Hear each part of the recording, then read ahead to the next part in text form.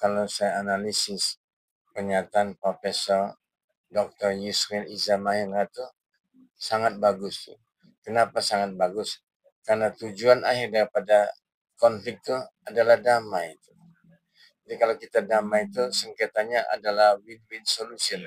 Jadi tidak ada yang menang dan tidak ada yang kalah. Memang secara business law, damai itu kan istilahnya kans untuk mendapatkan uang sudah habis karena damai kan. Tapi kalau misalnya konflik itu masih berjalan, masih ada banding, masih ada PN, PT, masih ada kasasi, masih ada PK, bisa gugat lagi PN lagi kan, itu kan bisa dari segi bisnis law sangat luas dan sangat banyak bisa mendapatkan uang. Tapi itu bukan tujuan seorang pengacara yang profesional. Kalau tujuan seorang pengacara yang profesional, kalau misalnya itu sudah ada satu petunjuk bisa damai diselesaikan dengan baik, sebagaimana setiap kali pemulaan sidang tuh ada ditawarkan untuk mediasi supaya damai, itulah yang dipakai, yang paling bagus, paling elok dan paling indah. Nah, kalau sudah lewat dari situ konflik, ya namanya sudah business law tuh. Terjadi konflik udah sampai kemana ujung konflik itu kita nggak tahu ujungnya sampai di mana. Nah, menurut Pak Yusuf ada 3 nih tantangan utama dalam penguatan sistem penyelesaian sengketa di Indonesia. Pertama nih Prof, tantangan kultural yaitu masih kuatnya pandangan masyarakat bahwa pengadilan merupakan satu-satunya jalan mencari keadilan. Yang kedua, tantangan regulasi yang menuntut pembaruan terhadap Undang-Undang Nomor 30 Tahun 99 tentang habilitasi dan alternatif penyelesaian sengketa agar lebih adaptif terhadap perkembangan era digital. Yang ketiga, yakni sumber daya manusia menuntut peningkatan kapasitas mediator, fasilitator, dan arbitrator yang tidak hanya memahami aspek hukum tetapi juga teknologi, keuangan, dan industri kreatif. Pandangan Prof sendiri? Kalau pandangan saya sudah saya jelaskan tadi Pak Dian. Yang paling baik, paling elok, paling indah itu adanya satu mediasi atau restoratif justice. Jadi segala itu kalau bisa diselesaikan dengan damai, maka itu istilahnya damai di bumi, damai di langit. Tapi kalau kita sebagai profesional, maka misalnya diselesaikan dengan alternatif dispute resolution (ADR) atau misalnya diselesaikan lagi dengan misalnya arbitrase atau diselesaikan juga dengan misalnya damai atau berdasarkan hukum adat atau apa segala itu bagus semua itu sebetulnya. Tapi alangkah bagusnya endingnya tuh terjadi happy ending, damai Pak. Bukan ada yang menang, ada yang kalah. Kenapa? Kalau ada yang menang, ada yang kalah kan pasti sakit hati kan. Pasti dia akan berbuat apa saja demi untuk mengembalikan hak-hak dia. Nah, untuk mengingatkan persoalan itu, Yusuf mengatakan bahwa keberanian bangsa dalam menggunakan sistem hukum sendiri dalam kontrak dan penyelesaian sengketa internasional. Menurut pandangan Prof? Ya, kalau menurut kontrak itu kan ada namanya dead contract, kontrak mati. Jadi dead contract itu jadi standar biasanya tuh. Standar perjanjian-perjanjian itu pakainya dead contract semua. Nah nanti kalau dead contract itu tidak ditepatin, ujung-ujungnya kan gugatan internasional, perdata internasional atau gugatan nasional aja. Ujung setelah salah satu menang terjadilah eksekusi. Kalau di Indonesia bisa dilaksanakan eksekusinya. Tapi kalau itu kontraknya dead contract di dunia, bisa satu negara dengan negara lain macam mana itu? Terpaksa mesti pakai diselesaikan dengan mahkamah internasional jadinya nanti. Iya. Nah, pandangan Pak Yusuf juga sudah saatnya Indonesia menegaskan kedaulatan hukum sendiri. Jika bisa dimediasi dan diselesaikan di dalam negeri, maka penyelesaian bisa dilakukan di tanah air dengan hukum Indonesia. Penyelesaian sengketa yudisial merupakan refleksi dari keadilan yang hidup di tengah masyarakat. Pandangan luas dari Prof sendiri? Ya, kalau pandangan saya sebagai akademisi dan juga sebagai praktisi, kalau bisa diselesaikan antara kedua pihak, misalnya ada pihak internasional, ada pihak nasional kita. Kalau kita sengketa, pergunakanlah tunjuklah hukum Indonesia. Kenapa tunjuk hukum Indonesia? Supaya endingnya penyelesaiannya tetap di Indonesia. Tapi apakah perusahaan asing itu mau dia ditunjukkan tunduk pada hukum Indonesia, pemilihan domisili di Indonesia? kebanyakan tidak mau. Mereka lebih mau pemilihannya adalah arbitrase di Singapura ataupun di London yang lebih netral. Nah, kalau itu dipilih arbitrase arbitrase di London, setengah mati pengacara kalau ada sengketa mesti ke sana, ongkosnya terlalu gede kan. Kalau di Singapura aja sudah gede, apalagi di London. Jadi Beda lagi, Prof. Ya. beda sekali dan duitnya itu pasti banyak. Kalau nilai kontraknya bisa banyak, nggak apa-apa. Kalau nilai kontraknya sedikit, mau gugat itu pasti nggak bisa gugat karena mesti bayar arbitrase di London sana, mesti ngajukan gugatan di sana. Atau arbitrase di Singapura, nggak terbayang kita. Arbitrase Indonesia aja, kalau kita mau ngajukan gugatan pemilihan domisili melalui BANI, begitu kita mau ngajukan gugatan aja, mesti deposit dulu 1 miliar. 1 miliar. Kalau kita ngugat di PN Jakarta Pusat aja paling-paling 1 juta kan, atau 10 juta lah paling banyak. Ini 1 miliar. Gimana kita mau ngambil duit dari klien tuh? 1 miliar. Siapa yang mampu ya? Siapa yang mampu? Nggak mampu. Berarti berat gitu ya. Berat sekali. Maka di situ kadang-kadang pemerintah juga tidak punya pikiran panjang. Saya pernah dapat satu kasus yang mesti digugat melalui arbitrase, BANI. Begitu saya coba telepon ngadep ke sana, boleh Pak daftarkan gugatan di sini. Itu kan sama aja pengadilan swasta, BANI. Di luar itu. Iya. Tapi Pak, Bapak mesti setor dulu 1 miliar. Tidak bisa setor, kita duitnya nggak ada kan. Siapa yang mampu? Yang mampu mesti bayar 1 miliar. Nggak Hanya terbayar. sekali jalan gitu. Iya. Jadi maka itu BANI itu nggak laku akhirnya. Nggak laku tuh. Pengacara-pengacara Indonesia nggak mau milih BANI. Kerugiannya besar ya, Bu? Iya. Setoran itu 1 miliar. Belum lagi nanti kita mesti bayar arbitrasenya. Nggak terbayar, Pak. Maka sudah berkali-kali saya bilang sama Pak Lian, mencari uang itu sebetulnya paling enak di Indonesia. Mengapa? Karena law-nya tidak pernah tegak, Pak, di sini. Sampai kapan? Sampai sekarang ini sudah puluhan tahun saya jadi pengacara, sudah 45 tahun aja. Law itu nggak pernah tegak, Pak. Luar biasa. Nah, ini ada yang menarik lagi nih, Prof. Sudah pernah menyebutkan kolaborasi akademisi dan praktisi sangat penting dalam reformasi hukum nasional. Dan dia menilai bahwa akademisi unggul dalam kajian teoritas dan perancangan norma jangka panjang, sedangkan praktisi luas dalam pengalaman dan realitas sosial di lapangan. Pandangan Prof sebagai akademisi mengenai ini, Prof. Jadi saya sebagai akademisi, saya juga sebagai praktisi. Jadi kita tuh kalau cuma sebagai praktisi nggak ngerti akademisi, itu akan pincang. Begitu juga sebaliknya, kalau kita cuma tahunya akademisi, disuruh praktisi tadi nggak tahu apa-apa kan, jadi pincang juga. Maka yang paling hebat itu adalah akademisi kita masuk, praktisi juga kita terjun, Pak. Itu jadi seimbang, sejalan. Kalau cuma satu aja, banyak yang akademisi itu disuruh terjun jadi praktisi, semuanya jadi kagok, Pak. Kagok dan mereka bikin kesalahan yang paling fatal.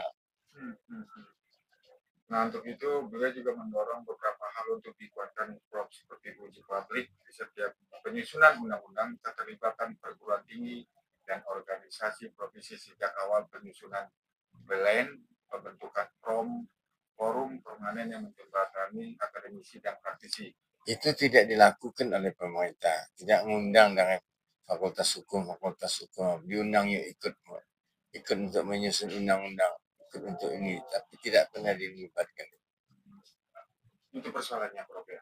Dulu waktu saya di UI pertama kali kan mau nyusun tentang KUHP, tapi cuman itunya aja, saran-saran aja ditulis di ini. Tahu-tahu nggak ada follow up lagi, cuman openingnya aja. Hanya pembukaan aja sampai closing kita nggak pernah ikut lagi tuh.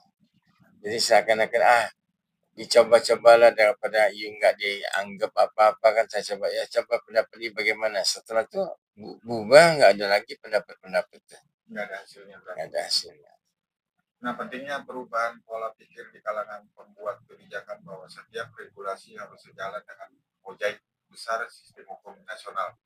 perbaikan sistem perundang-undangan di Indonesia tidak mungkin berhasil tanpa sinergi kuat antara akademisi dan praktisi hukum.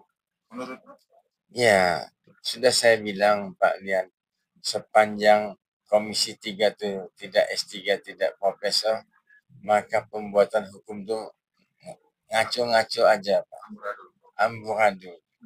Setelah saya pernah lihat di Kompas, jadi MK tuh mau membatalkan ada 198 undang-undang yang dibuat oleh Komisi 3. Pak.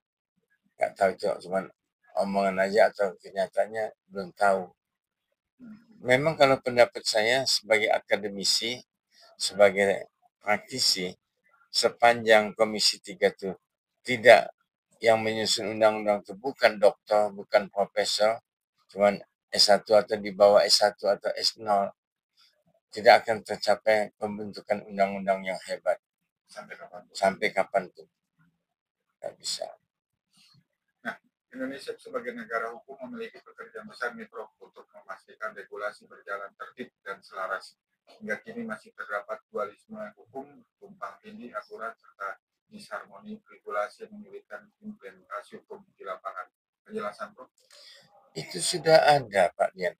Di dalam Undang-Undang Dasar 45 pasal 1 ayat 3 mengatakan bahwa Indonesia ini adalah negara hukum, bukan negara kekuasaan. Tapi kenyataannya, kita ambil satu contoh. Dulu ada seorang pejabat. Anaknya itu barusan mau diperiksa oleh penyidik. Dia telepon langsung. Ini orang yang paling hebat. Begitu dia telepon, belum lagi gila, langsung SP3 besok paginya, Pak.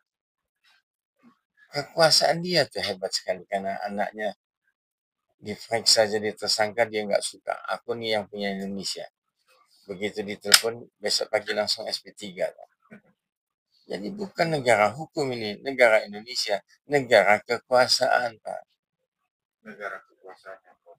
Ini ngomong pasal 1 ayat 3 Undang-Undang Dasar 45 itu cuman omongan di buku aja, di undang-undang, kenyataannya tidak begitu, Pak. Implementasinya tidak ada.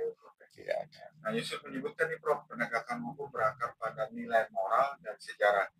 Seluruh pihak harus bisa berjalan dan sejarah bahwa keadilan merupakan fondasi peradaban.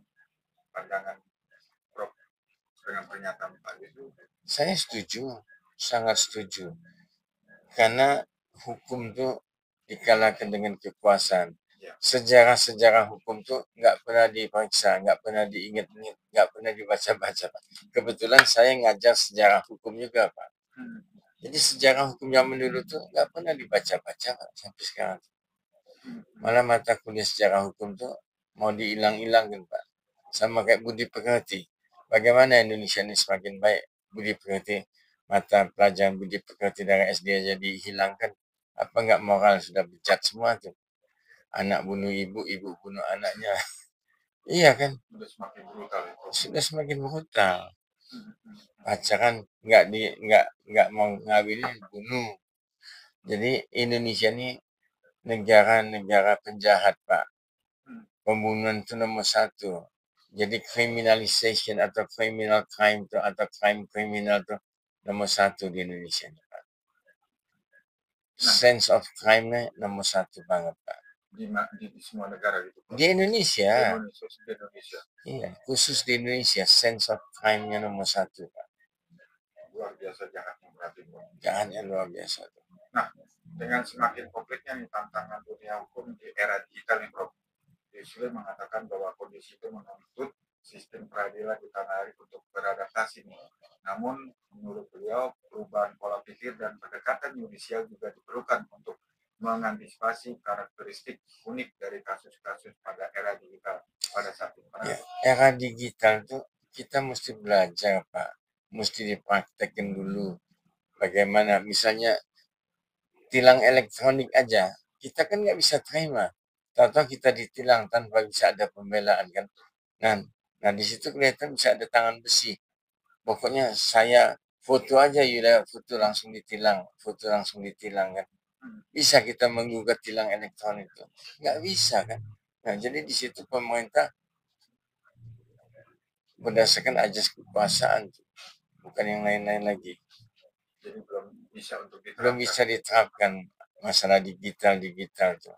Nah, pada saat yang sama muncul nih fenomena baru di media sosial yang mengakibatkan krisis kepercayaan terhadap sistem hukum, yaitu istilahnya nih Prof, no viral, no justice. Penjelasan Prof sendiri? Saya rasa enggak juga. Tidak juga no viral, no justice tuh. Justice itu tetap ada. Ya. Cuman jarang ketemu. Sulit untuk dicari justice di Indonesia nih. Kenapa, Prof? Kenapa? Kecuali memang oknumnya, polisinya, jaksanya, hakimnya memang sudah bagus. Moralnya tidak bejat. Masih ada justice. Itu akan muncul sendiri, Prof? Iya. Akan muncul. Saya pernah ketemu satu hakim dulu, Pak. Perempuan tuh. Gak usah disebut lah namanya. Cuman S1 dia, Pak. Tapi begini betul. Suaminya hakim tinggi itu. Dia sidang dia apa? Nggak ada bisa orang yang mau nyogok dia ngasih dia duit atau nggak bisa. Suka-suka dia, nggak bisa dia dideketin oleh siapapun juga. Nah itu baru sudah pensiun hakimnya. Mungkin sudah meninggal. Jadi kayaknya Tuhan itu memang adil. Setiap pengadilan negeri atau setiap pengadilan satu pengadilan tinggi itu pasti ada satu hakim yang ekstrem kayak gitu untuk memperbaiki yang lain-lain gitu. Sama kayak dulu yang hakim yang di Mahkamah Agung itu siapa?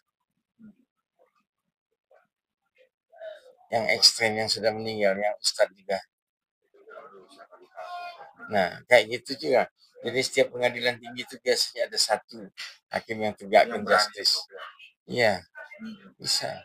Nah, dari perjalanan sejarah yang panjang, Yusril mengatakan bahwa masyarakat dapat melihat bahwa hukum Indonesia pada dasarnya bersifat pluralistik, mengintegrasikan gagasan Barat tentang rule of law, konsep keadilan bersifat sosial budaya, serta landasan moral dari agama. Iya, betul apa yang dibilangkan Yusril itu bahwa hukum di Indonesia ini pluralistik tuh. Ya. Kenapa? Karena suku bangsanya kan banyak dan mereka maunya hukum mereka juga diangkat, dinaikkan. Sebetulnya itu tidak bagus, Pak. Yang bagus itu hukum nasional aja. Mereka mesti ikut kepada hukum nasional. Jangan tunduk misalnya, saya ini orang Komering, atau saya ini orang Palembang, saya ini orang Jawa, mesti hukum Jawa dulu ditonjolkan. Enggak begitu. Mengapa mereka sampai ngomong begitu, menonjolkan kesukuan atau kedaerahan dia? Karena sekolah tidak tinggi, Pak.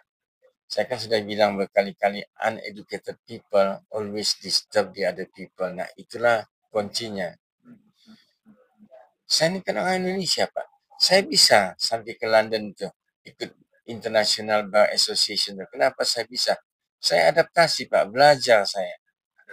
Ada kemauan. Nah, wish untuk belajar tuh nggak ada, Pak, orang Indonesia. Kalau bisa nggak usah kuliah, profesornya boleh beli. Nggak usah kuliah, dokternya boleh beli. Nggak mau berdarah-darah, nggak mau itu maunya supaya dianggap orang hebat, dianggap orang terpelajar. Profesor itu kan gelar akademik tuh. Ya, jabatan akademik. Kalau misalnya kita tidak ngajar, bagaimana bisa dapat profesor kita? Jadi kalau kita dapat profesor yang tidak ngajar, itu namanya profesor bodong. Nah, itu orang Indonesia sukanya begitu. Saya tidak perlu kuliah, saya beli aja profesor, saya beli aja dokter, karena saya punya duit. Itulah rusaknya dan itu tidak ada pidananya. Sampai saat ini. Masih ada pidana tuh. Dia membohongin dia sendiri. Akibatnya kan membohongin orang banyak kan pasti. Kenapa itu nggak mau diproses? Kenapa? Karena pejabat-pejabat negara juga sama. Mereka juga penipu, membohongin diri sendiri. Nah, closingnya Prof. Jadi apa yang Prof tadi ulas, apa poin-poin yang bisa Prof sampaikan dengan pandangan dari Pak Yusuf? Pandangan saya belajar, Pak. Belajar.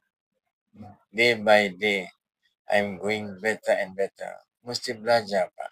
Atau kita menggunakan alpha thinking, Pak. Day by day, I'm going better and better. Kalau kita tidak mau belajar, bagaimana bisa pintar, Pak? Saya bisa jadi saksi ahli pidana. Mungkin sudah 20 tahun ini, Pak. Tiap pagi, Pak, saya baca buku, Pak. Baca kuhab, baca pidana. Ini, kalau diambilnya ini, buku pidana, Pak, yang lagi saya baca nih.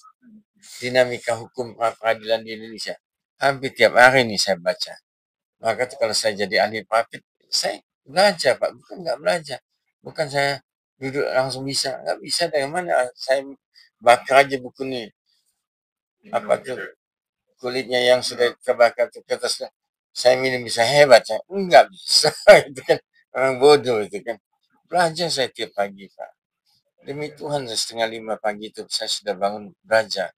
Kenapa saya belajar? Saya takut nanti ditanya depan sidang, saya nggak bisa jawab, Pak. Malu saya sebagai ahli. Maka tuh saya kalau setiap kali sidang saya tanyalah Pak Jaksa, Pak Hakim, tanyalah sampai saya nggak bisa jawab. Malah Bang Hakim nggak berani tanya kan. Saya tantangi, tanyalah sampai saya nggak bisa jawab. Nggak berani Pak, sama kayak saya ngajar di kelas. Siswa saya S3, tanyalah sampai saya nggak bisa jawab. Itu baru kalian hebat.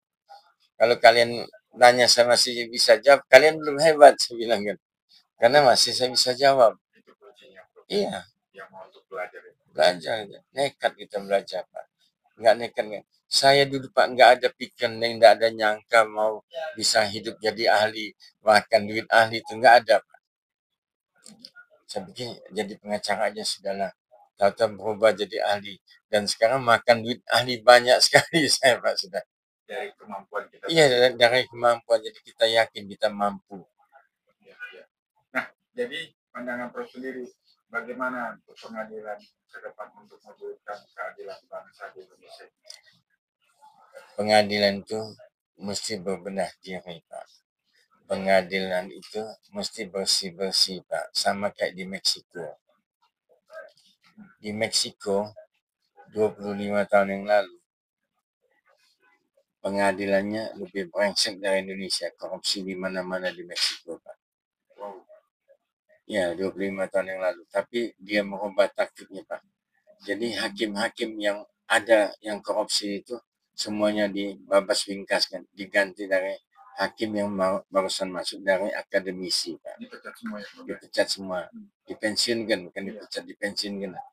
Dipensiunkan semua, lantas diambil hakim-hakim yang baru tapi dari akademisi yang berkualitas. 25 tahun kemudian itu habis, Pak.